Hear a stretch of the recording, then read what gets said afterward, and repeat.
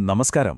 നമ്മളിന്ന് നോക്കാൻ പോകുന്നത് അഖണ്ഡജ്യോതിയുടെ 1952 ഡിസംബർ ലക്കത്തിൽ നിന്നുള്ള ചില കാര്യങ്ങളാണ്.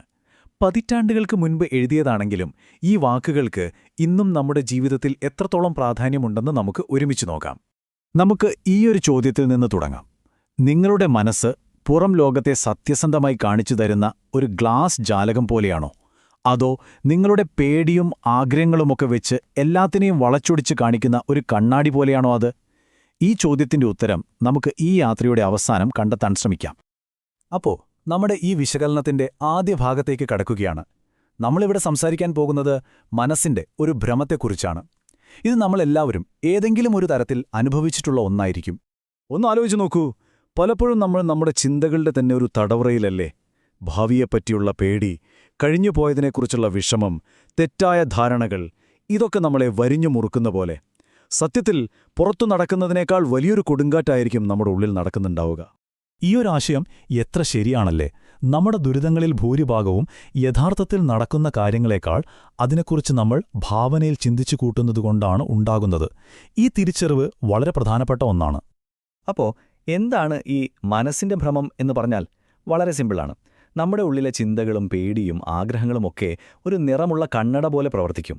എന്നിട്ട് ലോകത്തെ അതിന്റെ യഥാർത്ഥ രൂപത്തിൽ കാണാൻ നമ്മളെ സമ്മതിക്കില്ല. സത്യത്തെ നമ്മുടെ ഇഷ്ടത്തിനനുസരിച്ച് മാറ്റി എഴുതുന്നൊരവസ്ഥ. ശരി, ഈ ഒരു മാനസിക പ്രശ്നം എവിടെ നിന്നാണ് വരുന്നത്? എന്തുകൊണ്ടാണ് ഇങ്ങനെ സംഭവിക്കുന്നത്? നമ്മുടെ ഈ അസ്വസ്ഥതകളുടെ കാരണം എന്താണെന്ന് നമുക്കൊന്ന് ആഴത്തിൽ നോക്കാം. നോക്കൂ, ഇതിന് പല കാരണങ്ങളുണ്ട്.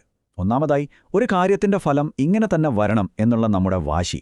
പിന്നെ നാളെ എന്ത് സംഭവിക്കുമോ എന്നുള്ള പേടി, ഞാനെന്ന ഭാവം, അതായത് നമ്മുടെ ഈഗോ.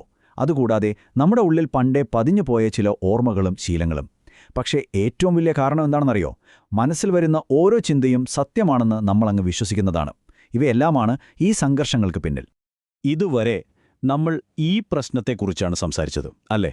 ഇനി നമുക്കിതിനൊരു പരിഹാരം വേണ്ടേ? ഈ ചിന്തകളുടെ കെട്ടുകളിൽ നിന്ന് എങ്ങനെ പുറത്തുവരാം, മനസ്സിന് എങ്ങനെ വ്യക്തത വരുത്താം എന്ന് നോക്കാം. അതിന് 4 സിമ്പിൾ സ്റ്റെപ്പുകളുണ്ട്. ഒന്നാമത്തെ സ്റ്റെപ്പ്, നിങ്ങളുടെ ചിന്തകളെ വെറുതെ നോക്കിക്കാണുക. ആകാശത്തൂടെ മേഘങ്ങൾ പോകുന്നതുപോലെ. അതിനെപ്പറ്റി നല്ലതെന്നോ ചീത്തയെന്നോ ചിന്തിക്കേണ്ട. രണ്ടാമത്, നിങ്ങളാ ചിന്തയല്ല, മറിച്ച് അതിനെ കാണുന്ന ആൾ മാത്രമാണെന്ന് തിരിച്ചറിയുക. മൂന്നാമതായി, മനസ്സിൽ വരുന്ന ഓരോ ചിന്തയോടും ചോദിക്കുക, ഇത് 100% സത്യമാണോ? നാലാമത്തെയും അവസാനത്തെയുമായ സ്റ്റെപ്പ്, ചിന്തകൾക്കനുസരിച്ച് ചാടിക്കേറി പ്രതികരിക്കാതെ ബോധപൂർവം പ്രവർത്തിക്കുക. ഇവിടെയാണ് ഈ വാചകത്തിന് പ്രസക്തി വരുന്നത്. എത്ര ശക്തമായൊരു ആശയമാണിത്, അല്ലേ? പുറത്തെന്ത് സംഭവിച്ചാലും ഉടനെ പ്രതികരിക്കാതെ ആ ഒരു ചെറിയ ഗ്യാപ്പിൽ എങ്ങനെ പ്രതികരിക്കണം എന്ന് നമ്മൾ ബോധപൂർവം തീരുമാനിക്കുമ്പോഴാണ് നമ്മൾ ശരിക്കും സ്വതന്ത്രരാവുന്നത്. അപ്പോൾ നമ്മൾ അവസാന ഭാഗത്തേക്കെത്തുകയാണ്. ഈയൊരു പരിശീലനം കൊണ്ട് നമ്മുടെ ജീവിതത്തിൽ ശരിക്കും എന്ത് മാറ്റമാണ് വരാൻ പോകുന്നത്? ഈ മായയുടെ മറ നീങ്ങുമ്പോൾ നമുക്ക് കിട്ടുന്ന ഗുണങ്ങൾ എന്തൊക്കെയാണ്? ഈയൊരു താരതമ്യം നോക്കിയാൽ നമുക്ക് കാര്യം പിടികിട്ടും. ഒരു വശത്ത് മിഥ്യാബോധത്തിൽ ജീവിക്കുമ്പോൾ എപ്പോഴും ടെൻഷനും സംശയങ്ങളുമായിരിക്കും.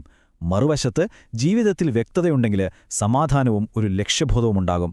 ഒന്ന് നമ്മളെ വൈകാരികമായി പ്രതികരിക്കാൻ പ്രേരിപ്പിക്കും, മറ്റേത് ബോധപൂർവം തീരുമാനങ്ങളെടുക്കാൻ സഹായിക്കും. ഒന്ന് നമ്മുടെ ഊർജ്ജം മുഴുവൻ കളയുമ്പോൾ മറ്റേത് ശാന്തതയിൽ നിന്ന് നമുക്ക് പുതിയ ഊർജ്ജം തരും. ഇങ്ങനെയുള്ളൊരു ജീവിതമാണ് നമ്മളെ ഒന്ന് എന്ന ആ ഒരൊറ്റ അവസ്ഥയിലേക്ക് എത്തിക്കുന്നത്. അതായത് മനസ്സിൽ പിന്നെ സംശയങ്ങളോ പേടികളോ ഇല്ല, 2 ചിന്തകളില്ല, ഒരൊറ്റ വ്യക്തമായ കാഴ്ചപ്പാട് മാത്രം. ആകാശത്ത് ഒരു സൂര്യൻ മാത്രമുള്ളതുപോലെ നമ്മുടെ മുന്നിൽ ഒരൊറ്റ സത്യം മാത്രം തെളിഞ്ഞു കാണാൻ പറ്റുന്നൊരവസ്ഥ. ശരി, അപ്പം നമ്മളിതുവരെ സംസാരിച്ച കാര്യങ്ങളൊക്കെ നമുക്കൊന്ന് ചുരുക്കി പറയാം. ഇത്രയും പഴക്കമുള്ള ഈ ലേഖനത്തിൽ നിന്ന് ഇന്നത്തെ നമ്മുടെ ജീവിതത്തിലേക്ക് എടുക്കാൻ പറ്റുന്ന പ്രധാന പാഠങ്ങൾ എന്തൊക്കെയാണ്? ഓർത്തിരിക്കേണ്ട ഏറ്റവും പ്രധാനപ്പെട്ട കാര്യങ്ങൾ ഇവയാണ്. ഒന്നാമതായി, നിങ്ങളുടെ ചിന്തകളല്ല നിങ്ങളുടെ യാഥാർത്ഥ്യം. രണ്ടാമത്, നിങ്ങൾ നിങ്ങളുടെ മനസ്സിനെ നിശബ്ദമായി നോക്കിക്കാണുന്ന ഒരു സാക്ഷിയാണ്. സമാധാനം കിട്ടുന്നത് ഒന്നിനെയും നിയന്ത്രിക്കാൻ ശ്രമിക്കുമ്പോഴല്ല, വിട്ടുകളയുമ്പോഴാണ്. മനസ്സിൽ വ്യക്തതയുണ്ടെങ്കിൽ നമ്മുടെ പ്രവൃത്തികളും ശരിയാകും. പിന്നെ ഈ അറിവുകൾക്ക് 1952 ഇന്നോ എന്ന വ്യത്യാസമില്ല, എപ്പോഴും പ്രസക്തമാണ്. നമുക്ക് ഈ ഒരു ചിന്തയോടെ നിർത്താം. വ്യക്തതയെന്നത് നമ്മൾ എവിടെയെങ്കിലും പോയി കണ്ടുപിടിക്കേണ്ട ഒന്നല്ല. അത് നമ്മുടെ ഉള്ളിൽ തന്നെയുണ്ട്. നമ്മളത് തിരിച്ചറിഞ്ഞാൽ മാത്രം മതി. ആ ഒരു തിരിച്ചറിവിലേക്കുള്ള യാത്ര എല്ലാവർക്കും തുടരാൻ സാധിക്കട്ടെ.